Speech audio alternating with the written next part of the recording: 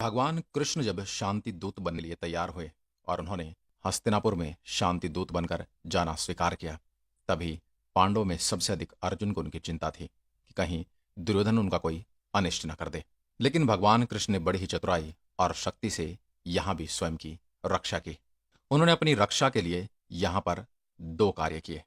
पहला कार्य, कौरवों और पांडवों के बीच युद्ध को रोकने के अंतिम प्रयास के तौर पर भगवान श्री कृष्ण ने हस्तिनापुर जाने का निर्णय लिया, लेकिन वहां शकुनी और दुर्योधन अपनी कुटिल नीति के तहत श्री कृष्ण को मारना चाहते थे ताकि पांडवों का सबसे मजबूत पक्ष समाप्त हो जाए, और दुर्योधन ने उन्हें बंदी बनाने की कोशिश भी की थी। ऐसे में श्री कृष्ण यह जानते थे कि हस्तिनापुर में यदि कहीं सुरक्षित रह सकता हूं तो वह है विदुर का घर। विदुर की पत्नी एक यदुवंशी थी। दूसरी बात यह कि विदुर का दुर्योधन और शकुनी ने कई बार अपमान किया था, तो विदुर भी कहीं न कहीं दुर्योधन से चिढ़ते थे और वो दुर्योधन की अनीतियों से परिचित थे। परंतु उनका स्नेह श्री कृष्ण के प्रति अथाह था और वो उनके अनन्य भक्त भी थे। दुर्योधन को लाख बार समझाने पर भी जब उन्होंने अपने चाचा श्री विदुर का अपमान किया तो उन्होंने भरी सभा में यह निर्णय लिया था कि यदि वे उस पर विश्वास ही नहीं करता तो वह युद्ध नहीं लड़ना चाहते। ऐसा कहकर विदुर ने युद्ध से दूरी बना ली थी और महाभारत युद्ध में न लड़ने का प्रण किया था। जब श्री कृष्ण रात को विदुर के यहाँ रुके तो विदुर ने श्री कृष्ण को समझाया था कि आप यहाँ क्यों रुकाए हैं। वह दुष्ट दुर्योधन किसी की नहीं सुन रहा है, वह आपका भी अपमान जरूर करेगा।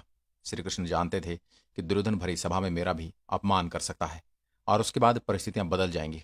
ऐसे में हस्तिनापुर में उन्होंने विदुर के यहाँ रुकने का फैसला किया, क्योंकि विदुर के पास एक ऐसा हथियार था जो अर्जुन के गांडीव से भी कई गुना शक्तिशाली था, और कौरव इस बात को भली भांति जानते थे।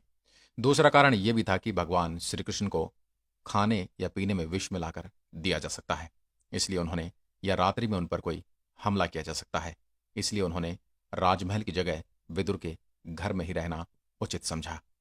दूसरा कार्य, भगवान कृष्ण सात्विकी योग्यता और निष्ठा पर बड़ा विश्वास करते थे। जब वे पांडवों के शांति दूत बनकर हस्तिनापुर गए तो अपने साथ केवल सात्विकी को लेकर गए, जबकि कृतवर्मा यदुवंशी सेना के साथ कौरवों की ओर से युद्ध करने के लिए पहले से ही हस्तिनापुर में उपस्थित थे। क्योंकि जब दुर्योधन सहायता मांगने गए थे तो भगवान श्री कृष्ण ने अपनी नारायणी सेना कृतवर्मा की अगुवाई में कौरवों को सौंप दी थी और स्वयं बिना हथियार उठाए पांडवों की तरफ से सम्मिलित हुए थे। लेकिन सात्यकी फिर भी उनके साथ थे।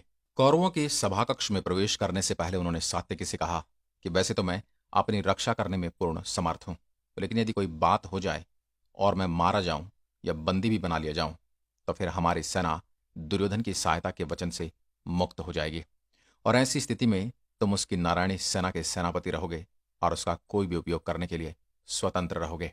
सात्यकी समझ गए कि कृष्ण क्या कहना चाहते हैं, इसलिए वह पूर्ण सावधान होकर सभा कक्ष के दरवाजे के बाहर ही डटे रहे। सात्यकी पर विश्वास के कारण ही दुर्योधन के व्यवहार को देखकर सभा कक्ष में श्री कृष्ण ने कौरवों को धमकाया था कि दूत के रूप में आए हुए मेरे साथ यहां कोई अनिष्ट करने से पहले आपको यह सोच लेना चाहिए कि जब हमारी यादव सेना के पास यह समाचार पहुंचेगा तो वह हस्तिनापुर की सड़कों पर क्या गजब ढाएगी। यह सुनते ही सारे कौरव कांप गए और शकुनी सहित उन्होंने दुर्योधन को मूर्खता करने से रोक दिया।